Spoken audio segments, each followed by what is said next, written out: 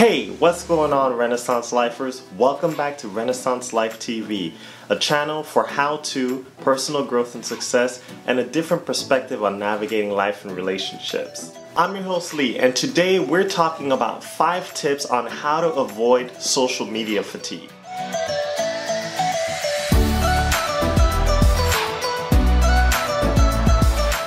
Now, if you've never heard about social media fatigue is what happens when you find yourself inundated with social media, or you find yourself frozen by what you see consistently on social media.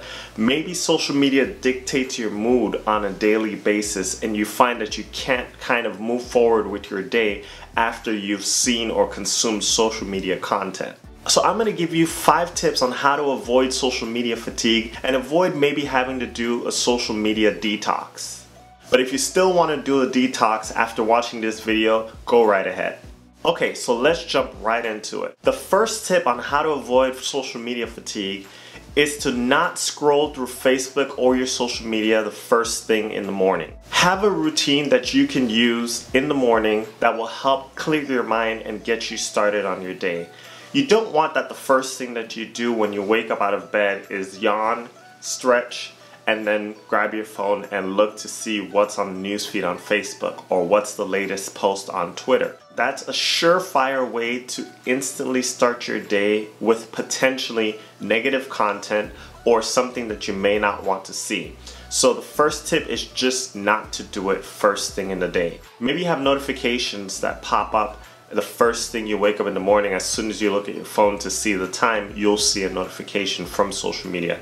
So it may be a good idea for you to either limit those notifications or take those notifications off in order to avoid seeing social media notifications or content when you don't actively want to. Okay, so the second tip for how to avoid social media fatigue, beyond not checking it first thing in the morning, is to go through your major tasks for the day before you ever check social media. So that means if there's a list of things you want to do in the day, maybe you're not going to get all of them done, but at least try to hit the major things off your list. That way, if you ever do go on social media and first thing you see is a school shooting, or the first thing you see is some political debate, then you're not thrown off for the rest of the day. And even if you are thrown off, you've already accomplished the major things every day, so you don't really lose on your productivity for the day. So the third tip for how to avoid social media fatigue is to be very selective on what you focus your attention on. So what is it that you meditate on? If what you focus on is the daily news or the newest release of bad news or craziness that's posted on social media, that's a surefire way to develop social media fatigue and probably even depression. So let's take the school shooting for example. If the first thing that you read about is a school shooting on social media, you don't want to spend hours scrolling through people's comments on that shooting because you're just inundating your mind and meditating on that shooting. Now, while a shooting is sad and you want to be empathetic, you don't have to spend hours and hours dwelling on it, because that's a surefire way of having that piece of news or that piece of social media content dictate your mood or the entire rest of your day. So here's a tip for you. One of the things that helps me when I go on social media is that I actually don't ever scroll through the news feed. I'm really intentional about when I go on Facebook, for instance, I check my specific notifications. So that's whether someone has tagged me in a comment, or whether someone has tagged me in a photo, or maybe there's something that someone has posted and actually sent to me specifically.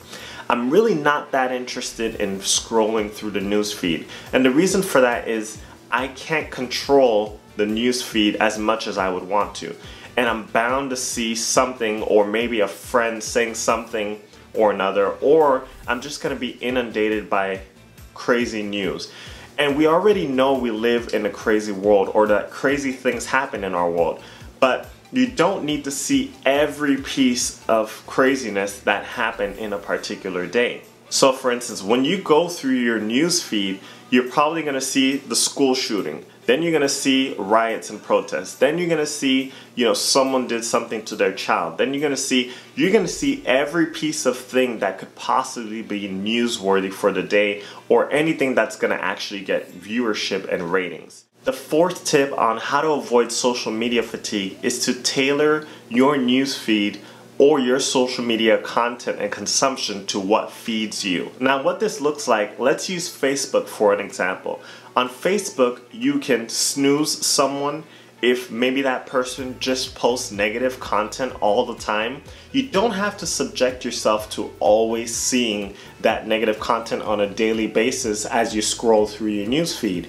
You have the ability to either snooze that person or simply unfollow them on certain social media platforms.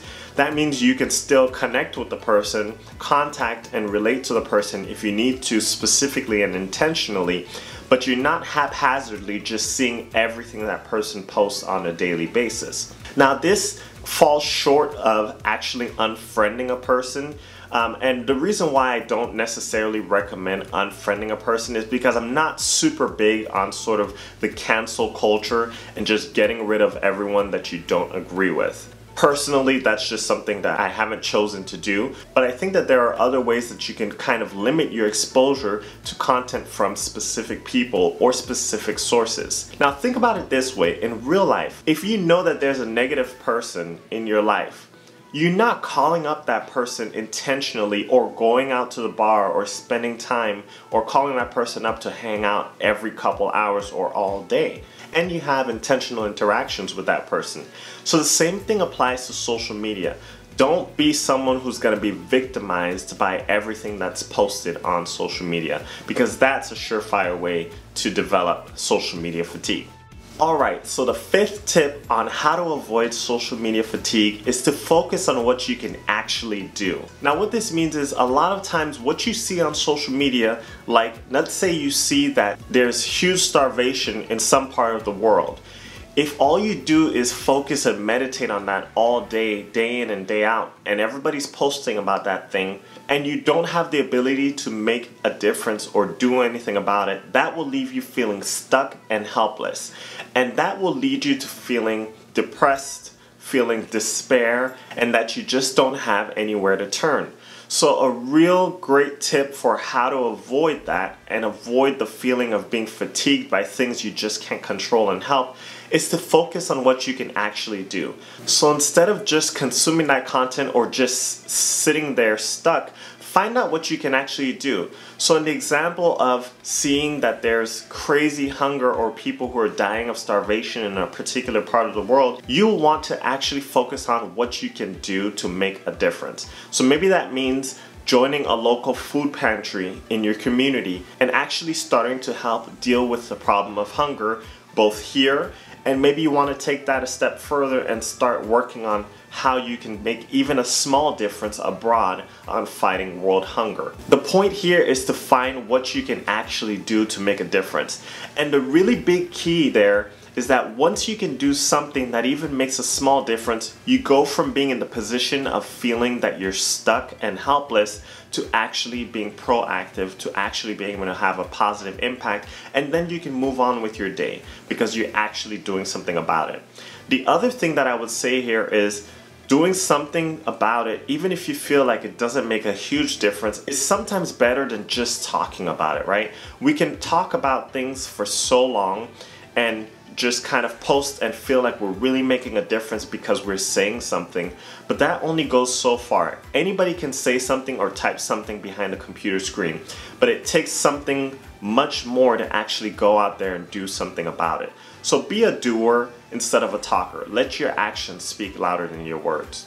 So before I end this video, I've got one bonus tip for you. Okay, now this last tip is not on how to avoid social media fatigue directly, but this is a tip if you've already reached a point where you already have social media fatigue and you're trying to cut back on social media. So one of the big tips on cutting back on social media is to limit the amount of time that you're going to spend on social media. So set a timer or give yourself a specific amount of time that you're allowed to spend on social media on one sitting or per day. And this does a couple things. It keeps you and holds you accountable. It allows you to be productive in general. and will help distance you some from social media. A secondary tip to this, in order to actually be successful, is if you cut your social media consumption by 3 to 4 hours per day, it's really important that you plug in some other positive activity in its place. You don't want to leave that time void and empty, because that's going to be your initial go-to. This is kind of similar to, how to break an addiction or how to overcome an addiction, which I have a video on that I'll link below. So maybe instead of checking your social media first thing in the morning, you want to go for a run, or you want to go for a bike ride. Or maybe that time that you usually spend scrolling to social media for 2 hours in the evening, you're going to join an exercise class. Or maybe you're going to join or start doing yoga or some sort of activity in the community. Or maybe you're going to actually go out with friends and have a good time. Make sure that you plug something positive into the space that you typically would have spent scrolling or consuming social media content. Alright guys, that's all I've got for 5 tips on how to avoid social media fatigue.